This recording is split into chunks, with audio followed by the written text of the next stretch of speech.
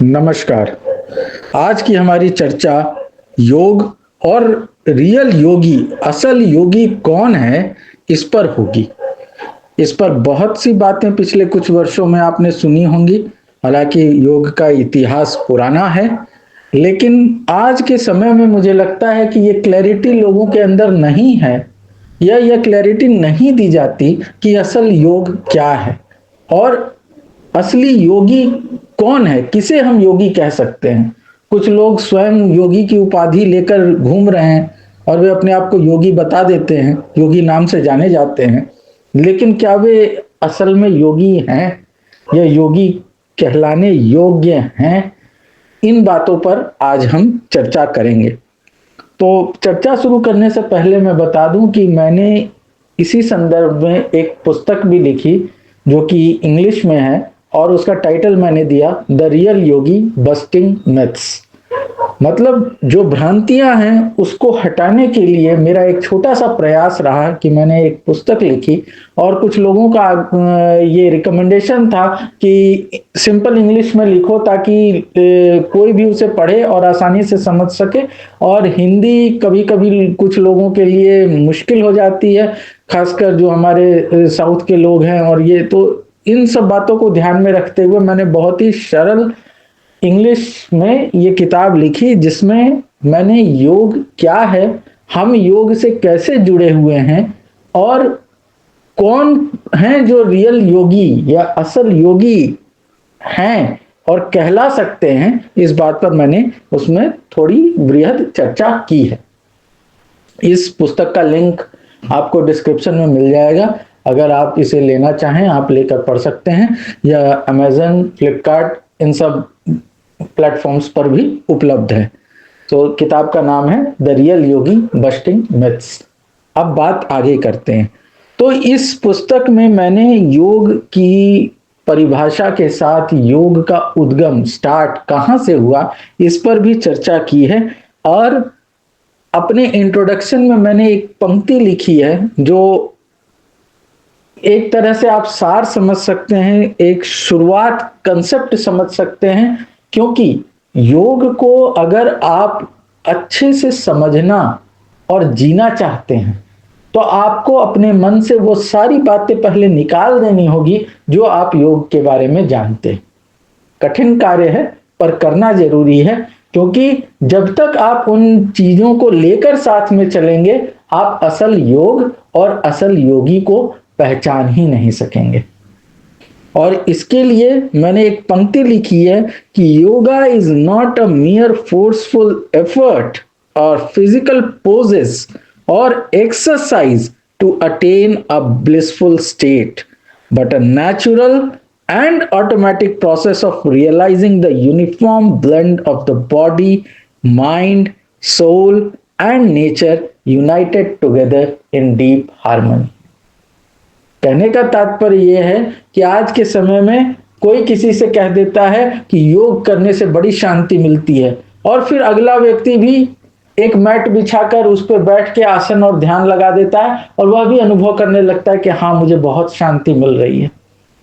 पर बात यह होती है कि क्या ये जो आप शांति महसूस कर रहे हैं उस योगा मैट पे ध्यान लगाकर, यह ओरिजिनल है, यह आप या कि आपके दिमाग में जो बातें पहले से फिट हैं, जो किसी माध्यम से, किसी व्यक्ति के माध्यम से आपके दिमाग में आई कि ऐसा करने से बहुत शांति मिलती है, उससे प्रेरित हैं। इसको समझना और इसमें डिफरेंशिएट करना बहुत जरूरी है, क्योंकि योग का संबंध नेचुरलिटी से है, ओरिजिनलिटी से है। उसमें किसी भी प्रकार का कहीं से कोई कॉपी पेस्ट नहीं हो सकता, और जो कॉपी पेस्ट हो रहा है वह असल योग नहीं है। इस बात को यहां समझना बहुत जरूरी है, और इसलिए मैंने शुरुआत में यह पंक्ति डाली है कि योग कोई मेहनत द्वारा की जाने वाली एक्सरसाइज या उपक्रम नहीं है, बल्कि आपको अपनी जीवन पद्धति में यह समझ लेना है कि आप योग में ही स्थित हैं, और ये यूनिवर्स, आपका शरीर, प्रकृति, और जो इस प्राण ऊर्जा जिससे हमारा शरीर चल रहा है, जिसे आत्मा, सोल, स्पिरिट जो भी लोग कह लें, वो सब एक दूसरे के साथ ऐसे आबद्ध हैं कि उनको एक दूसरे से अलग नहीं किया जा सकता। और ये आबद्धता, कमिंग टुगेदरनेस, ये जो है यही योग है। अर्थात आप योग में ऑलरेडी स्थित हैं, लेकिन समस्या कहां उत्पन्न होने लगी कि हम इन चीजों को धीरे धीरे भूलते गए, क्योंकि हमारी प्राथमिकताएं बदलती गई, हमारी जीवन पद्धति बदलती गई। और आज की डेट में इस ओरिजिनलिटी को समझने के लिए हमको आर्टिफिशियल चीजों का, हमको बनी बनाई चीजों का सहयोग लेना पड़ रहा है, मदद लेनी पड़ रही है। लेकिन क्या वो हमको उस लेवल, उस ओरिजिनलिटी पर पहुंचा सकता है? ये प्रश्न आप सब लोगों के लिए है, और इसका उत्तर हमें ईमानदारी से खुद को देना है। हम अगर प्रकृति से दूर हुए तो हुए क्यों? क्योंकि हमारी महत्वाकांक्षाएं इतनी बढ़ती गई कि हमने प्रकृति को अपनी महत्वाकांक्षा के नीचे कर दिया। हमारी महत्वाकांक्षाओं का महत्व ज्यादा हो गया हमारे लिए, और हम अपनी प्रकृति के साथ ही छेड़छाड़ करने लगे। हम अपने शरीर के साथ, हम अपने खान पान के साथ छेड़छाड़ करने लगे, और उसका नतीजा ये हुआ है कि आज के समय में हमें मेहनत करके वहां जाना पड़ रहा है जहां हम ओरिजिनली स्थित थे। हम सब योग में ही स्थित हैं, क्योंकि योग शब्द युज धातु से बना है, जिसका अर्थ ही होता है पास लाना, जोड़ना। तो ये जो योग है, ये किसके बीच का योग है, ये समझना जरूरी है।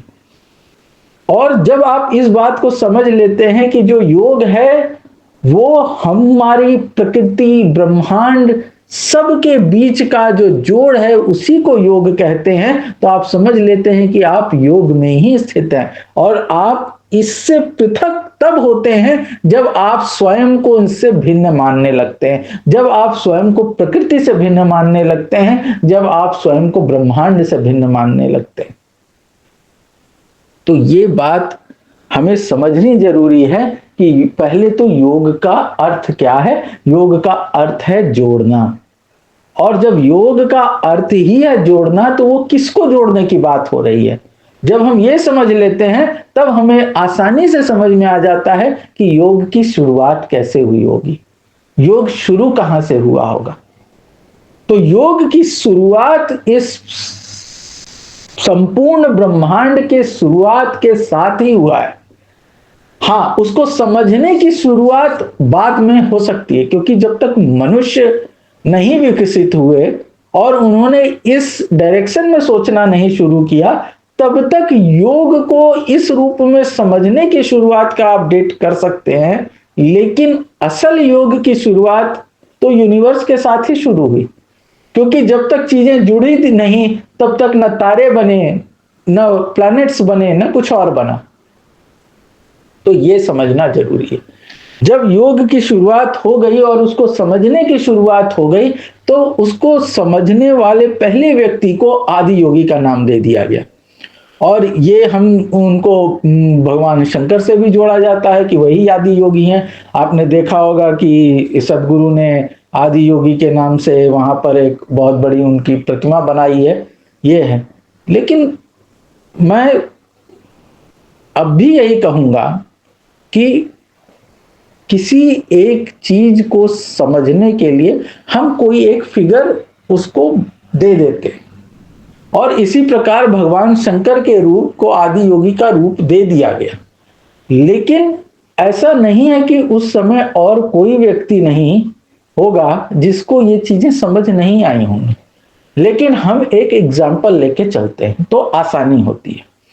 तो बात वहां से शुरू होती है। और भगवान शंकर का यदि आप स्वरूप देखेंगे तो गले में सर्प लिपटा है, और बाघ चर्म का उन्होंने बाघंबर पहना हुआ है कपड़ा, और भस्म लपेटे हुए हैं। तो वो आपको एक नेचुरल फॉर्म दिखता है जिसमें जो भी चीज है वो प्रकृति से जुड़ी हुई है। और लोग सांप से डरते हैं, उसके विष से डरते हैं, लेकिन यहां दिखाया गया है कि सांप को गले में लपेटे हुए हैं। ये इस बात की ओर इंगित करने का प्रयास है कि यदि हम प्रकृति से ऐसे जुड़ जाते हैं कि हम उससे भिन्न नहीं और वो हमसे भिन्न नहीं, तो हमको उसकी किसी भी चीज से भय या भयभीत होने की जरूरत नहीं पड़ती। वो सब हमारा ही पाठ हो जाता है। और वही रूप भगवान शंकर का यहाँ पर दिखाया गया है, जिनको हम आदि योगी कहते हैं। इनका भी डिटेल रेफरेंस मैंने अपनी किताब में दिया है। इसके बाद योगेश्वर की बात आती है, और योगेश्वर जब हम कहते हैं तो भगवान कृष्ण का नाम आ जाता है, जिन्हें गीता में 18 अध्याय हैं और उसमें उन्होंने अलग अलग योग की अवधारणा जो बात है वो समझाया है। उसमें भक्ति योग भी आता है, कर्म योग भी आता है, ज्ञान योग भी आता है, पुरुषोत्तम योग भी आता है। तो इस तरह से उसमें 18 अध्यायों में अलग अलग दिया गया है। अब यहां देखिए, आदि योगी को और योगेश्वर भगवान कृष्ण, तो आदि योगी योगीश्वर हैं और भगवान कृष्ण योगेश्वर हैं।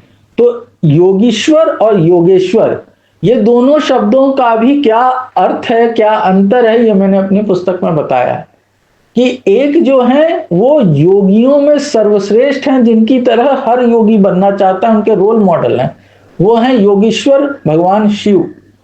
और योगियों के जो ईश्वर हैं, योगी जिनकी पूजा करते हैं, वो हैं योगेश्वर, जो सभी योगों के ईश्वर हैं। एक योगियों में श्रेष्ठ और एक योग में जो ईश्वर है, जो योगों का ईश्वर है, वह योगेश्वर। तो ये दोनों उनमें हैं। इनके बाद मैंने भगवान राम का रेफरेंस दिया है, जिसमें तुलसीदास की पंक्तियों में सब पर राम तपस्वी राजा। तो ये तपस्वी राजा शब्द आप देखेंगे तो एक राजा जो तपस्वी है, जिसका जीवन ही तपस्या है, तो वो बात आती है कि ये एक असल योगी की उपाधि पाने के योग्य हैं। उसके बाद मैंने यहां जनक की बात की है और उनको कहा गया है राजर्षि। जो राजाओं में ऋषि है या ऋषियों में राजा है, वह राजर्षि है, वो जनक हैं, जो कि राजा होकर भी वे बिल्कुल विमुक्त हैं। और उनको विदेह भी इसलिए कहा जाता है क्योंकि शारीरिक चीजों से उनका कोई अर्थ नहीं है, वे इनसे ऊपर उठ चुके हैं। और गीता में भी भगवान कृष्ण ने अर्जुन को कहा है कि जनक जैसा बनने की कोशिश करनी चाहिए, क्योंकि वह योग में ही स्थित हैं। राजा होकर भी वे योग में स्थित हैं, इसलिए उनको भी विदेह या राजर्षि कहा गया है। इसके बाद मैंने आदि शंकराचार्य की बात की है कि कैसे उनका जीवन एक योगी का जीवन रहा। इसके बाद पतंजलि योग सूत्र की बात की है मैंने, जिसमें मैंने पतंजलि के योग सूत्रों को डिटेल में समझाया है और उसको सरल करके बताया है कि बात आसानी से समझ में आए। और उसके बाद मैंने बताया है कि आगे का स्टेप क्या होना चाहिए, जिससे हम एक रियल योगी बनने की राह पर चलें। क्योंकि वास्तव में हम योग में ही स्थित हैं, लेकिन हम भूल चुके हैं, हम समझ नहीं पाते हैं, इसलिए हम अपने आप को योग से दूर पाते हैं और मेहनत करके योग की ओर जाने की कोशिश करते हैं, योग अपनाने की कोशिश करते हैं, जबकि हम एक्चुअल में वहीं पर हैं। तो इसी संदर्भ में मैंने कुछ इंपॉर्टेंट बात बताने की कोशिश की है कि आखिर असल योगी क्या होता है। आज के समय में हम देखेंगे सदगुरु है, और सदगुरु के बारे में उनकी पत्नी के बारे में बातें आती है कि उन्होंने महासमाधि ले लिया, और सदगुरु ऐसी बातें करते हैं। अभी महाकुंभ का स्नान चल रहा था, उसमें एक धीरेन्द्र कृष्ण शास्त्री कह देते हैं कि लोगों को मुक्ति मिल गई जो लोग मर गए, इस तरह की बातें। तो जो आज के तथाकथित बाबा लोग हैं, योगी लोग हैं, साधु लोग हैं, इस तरह की जो बातें करने वाले लोग हैं, वे कितनी अच्छी बात और उचित बात कर रहे हैं। अगर ये भी मैंने समझाने का प्रयास किया कि महासमाधि को किस तरह से गलत इंटरप्रेट करके, गलत मीनिंग लोगों के सामने प्रस्तुत करके उनको बहकाने भरमाने का काम किया जा रहा है।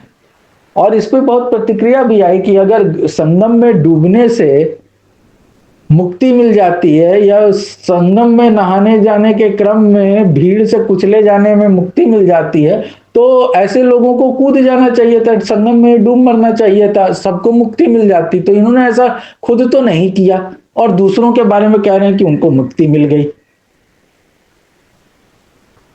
अब ये जो हमारे सदगुरु जी हैं, ये कहते हैं कि हमारी पत्नी ने महासमाधि ले ली, और अपनी महासमाधि का डेट बढ़ाते जाते हैं या बताते नहीं है ठीक से।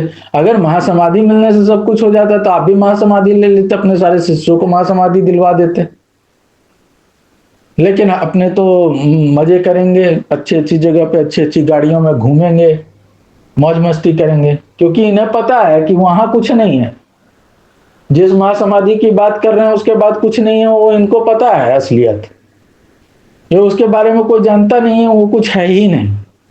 लेकिन बाकी लोगों को भरमाना है, मूर्ख बनाना है, तो वो काम करते रहेंगे। धी मतलब बुद्धि होता है।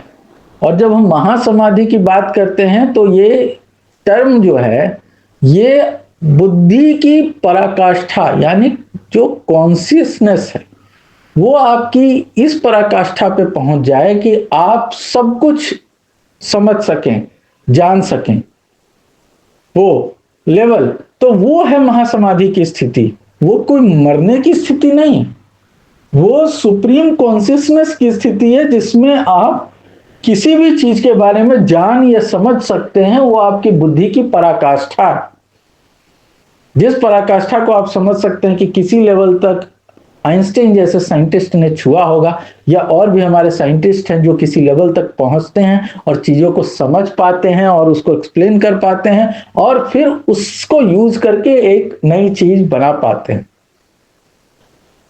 स्पेस एक्स ने सुनीता विलियम्स और विल्मर को लाने के लिए जो एक्सपीडिशन किया, जो कैप्सूल भेजा, वो आप समझ सकते हैं कि कितना बड़ा काम है।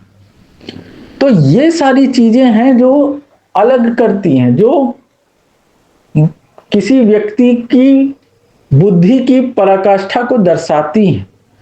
यहां दिमाग लगना चाहिए तो यहां दिमाग कहीं और लगता है, लोगों को भरमाया जाता है, मूर्ख बनाया जाता है, और ये असल योग है ही नहीं। और ना इस रास्ते से कोई असल योगी बन सकता है। अगर इस रास्ते से असल योगी बनने होते तो हमारे देश के सारे इतने बड़े बड़े योगी निकल गए होते और इतने आगे हमारा देश पहुंच चुका होता जिसका कहना नहीं। आप समझ सकते हैं कि बुद्ध जैसा व्यक्ति आज तक जाना जाता है, और महात्मा बुद्ध, महात्मा शब्द कहना गलत है उनके लिए, क्योंकि वे आत्मा को नहीं मानते थे और उनको महात्मा कह देते हैं लोग, तो क्षमा चाहूंगा, क्योंकि महात्मा शब्द उनके लिए प्रयोग नहीं करना चाहिए वास्तव में, क्योंकि वे आत्मा शब्द को, आत्मा को नहीं मानते थे।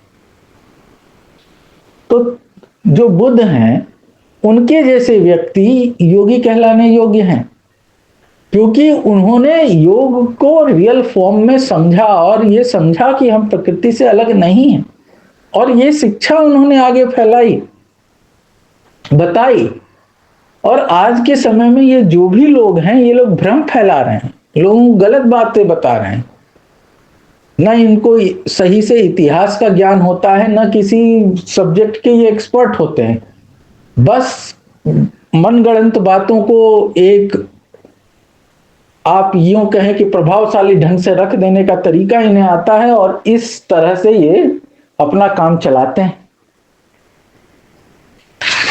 इस पुस्तक में मैंने कुछ उदाहरण भी दिए हैं और ये समझाने का प्रयास किया है कि आप कैसे समझ सकते हैं कि हमें किस ओर बढ़ना है। क्योंकि जब ये बात आ जाती है कि हम कैसे योग को समझेंगे और उसकी ओर बढ़ेंगे, तो प्रश्न उठता है कि हम कैसे आगे बढ़ेंगे। इसमें मैंने लास्ट चैप्टर जो दिया है, discrimination, the step towards being a real yogi. अब ये डिस्क्रिमिनेशन शब्द जो है, इसको सुनकर आप कंफ्यूज ना हो कि हमें भेदभाव करना है। डिस्क्रिमिनेशन शब्द मैंने यहां पर इसलिए प्रयोग किया है कि हमें गलत और सही के बीच का भेद मालूम हो, हम डिस्क्रिमिनेट कर पाए कि हाँ ये चीज सही है, ये चीज गलत है। इस स्थिति को पहुंचने के लिए जो आवश्यकता है उसके लिए मैंने ये शब्द का प्रयोग किया है। और जैसे मैंने यहां पर लिखा है कि ये कहा जाता है कि योगासन करो और इससे आप योग कर रहे हो, योगासनों को योग से जोड़ दिया जाता है, बट योगासन भी योग नहीं है।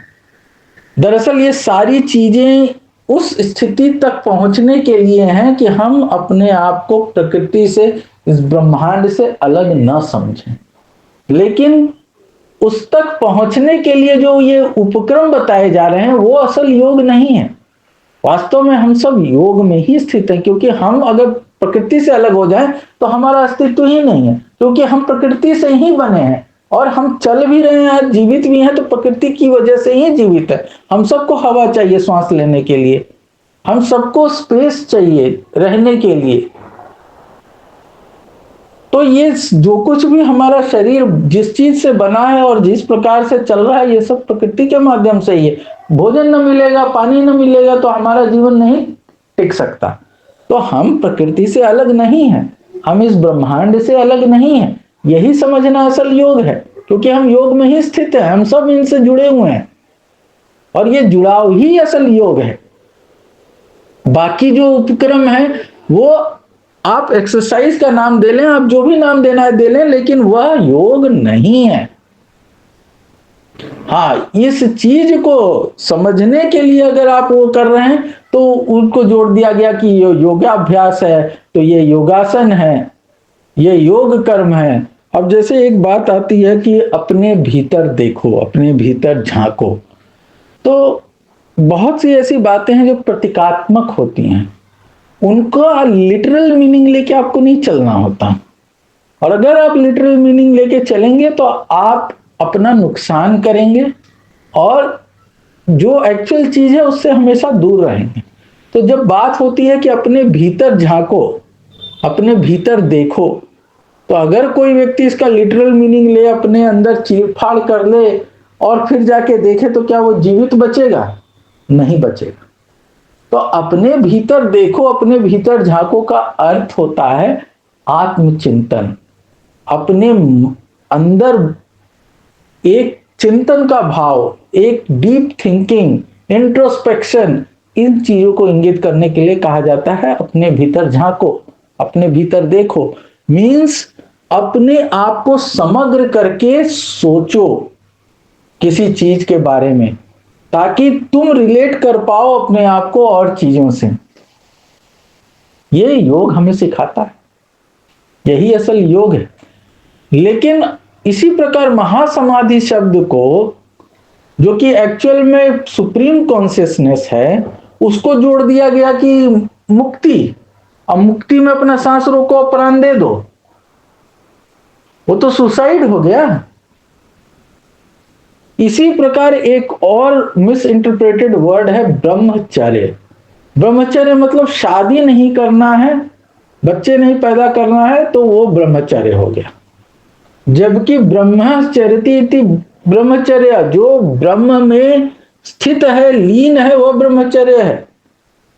और ब्रह्म क्या है? ब्रह्म इज द सुप्रीम एंटिटी, उसमें जो हमेशा लीन है वह ब्रह्मचर्य का पालन कर रहा है। उसको जोड़ दिया गया कि हाँ बस शादी नहीं करनी है, किसी स्त्री के संसर्ग में नहीं जाना है, बच्चे नहीं पैदा करना है, तो यह ब्रह्मचर्य है। असल ब्रह्मचर्य वो नहीं है, लेकिन उसका जो है मिस इंटरप्रिटेशन हो गया। अपने अंदर झांकने के जैसे मिस इंटरप्रिटेशन कर देंगे तो दिक्कत, वैसे ब्रह्मचर्य महासमाधि जैसे शब्दों का मिस इंटरप्रिटेशन हो गया तो दिक्कत। लोग उसका एक्चुअल अर्थ नहीं समझते, एक्चुअल एसेंस नहीं समझते और भ्रमित हैं। शांति चाहिए सबको आज के समय में, और शांति कहाँ मिलेगी? तो बाबाओं की शरण में, और वो बाबा को खुद नहीं पता कि शांति क्या है, लेकिन हाँ पैसे कमाने का जरिया है तो लोग कर रहे हैं। कोई माला बना के बांट देगा, कोई विभूति बांट देगा, कोई कुछ बांट देगा, और मिलना इससे कुछ नहीं है, क्योंकि जो कुछ भी हम बाहर ढूंढ रहे हैं वो एक्चुअल में हमारे पास है। बस ये है कि हमें पता नहीं है और हम समझ नहीं पा रहे हैं। और समझ इसलिए नहीं पा रहे हैं क्योंकि हमें एक तरह की व्यवस्था में बांध दिया गया है, जहां हमें यह मौका नहीं दिया जा रहा है कि हम अपनी असली चीज को समझें, हम अपनी असली पहचान को समझें। क्योंकि अगर हमने उसे समझ लिया तो बहुत लोगों की दुकान बंद हो जाएगी, ये व्यवस्था चरमरा जाएगी।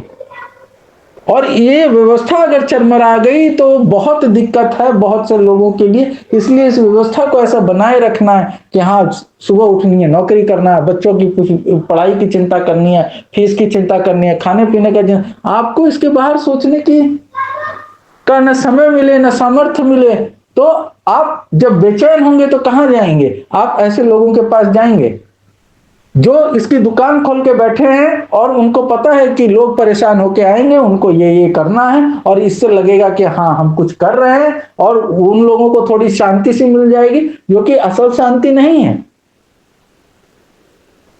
वो एक टेम्पररी सोल्यूशन भी नहीं कहूंगा मैं, वो एक भ्रम है जो आपको दिया जा रहा है। जैसे मेडिकल टर्म्स में बोलें तो किसी पेन किलर को जब आप खाते हैं या कोई इंजेक्शन लगाते हैं तो ऐसा नहीं है कि वो पेन खत्म हो जाता है। होता बस इतना है कि आपके ब्रेन में जो स्टिमुलस है, जो वो पेन की सेंसेशन देता है, वो सेंसेशन देना बंद कर देता है। दर्द अपनी जगह वैसे का वैसा है, लेकिन वो सेंसेशन अब आपको नहीं मिल रहा। जैसे ही उस दवा का असर कम होता है, मींस वो सेंसेशन वापस जनरेट होने लगती है, आपका दर्द फिर से उभर आता है। तो ये जो अंतराल था, जो जिस दवा ने आपके उस दर्द के एहसास को मिटाया, दर्द को नहीं मिटाया, दर्द के एहसास को मिटाया, जब वो दवा काम करना बंद कर देती है तब वापस से दर्द उभर आता है।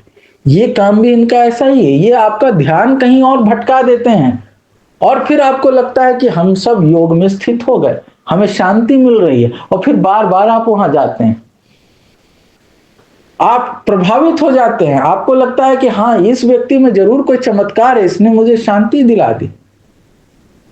लेकिन क्या आप वो परमानेंट शांति है, वो ओरिजिनल शांति है? जब आप इस पे जरा सा सोचेंगे तो आपको अंतर समझ में आ जाएगा।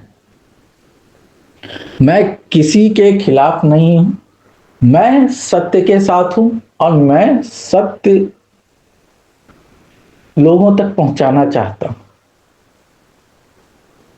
आप अपने आप में सक्षम हैं, आप अपने आप में योग में स्थित हैं, बस ये है कि आप उसको पहचान नहीं पाते, और एक पूरा सिस्टम लगा है आपको न पहचानने देने के लिए।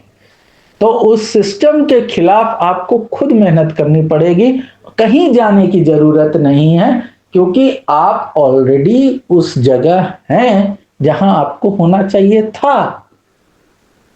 बस आपको भ्रमित किया गया है कि आप उससे अलग हैं, उससे पृथक हैं। यानी मेहनत करके हम सब योग से दूर आए हैं, हमें वो मेहनत छोड़ देनी है जो हमें योग से दूर ले जा रहा है, और हम सब योग में ही हैं, और हम सब योगी बनने के मार्ग पर ही हैं।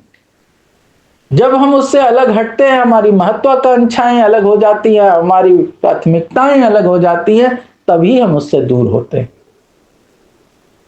और मैं आशा करता हूं अगर आप मेरी किताब में कुछ समय भी बिताएं, पढ़ने में ध्यान दें, थोड़ा सा पढ़ लें, तो आपको ये चीजें बहुत क्लियर होंगी, क्योंकि मैंने बहुत सिंपल तरीके से चीजों को बताने का प्रयास किया है, और उसमें मैंने एग्जाम्पल भी दिया है। उसमें बहुत से एग्जाम्पल से आप रिलेट भी कर पाएंगे चीजों को। जैसे मैंने एक बात बताई वहां की, कहा जाता है कि राम 3 दिन तक समुद्र से मार्ग मांगते हैं, और 3 दिन के बाद फिर वो बाण उठा लेते हैं उस समुद्र को सुखाने के लिए। मतलब राम भी क्रोधित हो रहे हैं, और किसी योगी के लिए क्रोधित होना तो उचित बात नहीं है।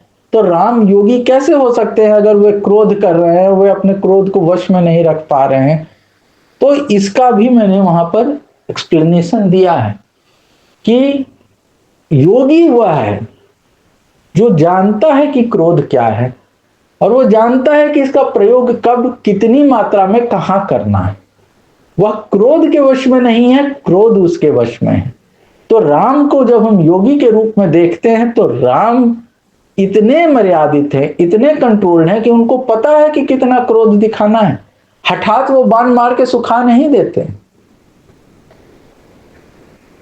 तो ये सारी बातें मैंने बताई है, आप मेरी पुस्तक पढ़ सकते हैं। आशा करता हूं आपको योग पे थोड़ी क्लैरिटी आई होगी। हमसे जुड़ने के लिए चैनल भी सब्सक्राइब कर सकते हैं आप। मुझे सुनने के लिए बहुत बहुत धन्यवाद।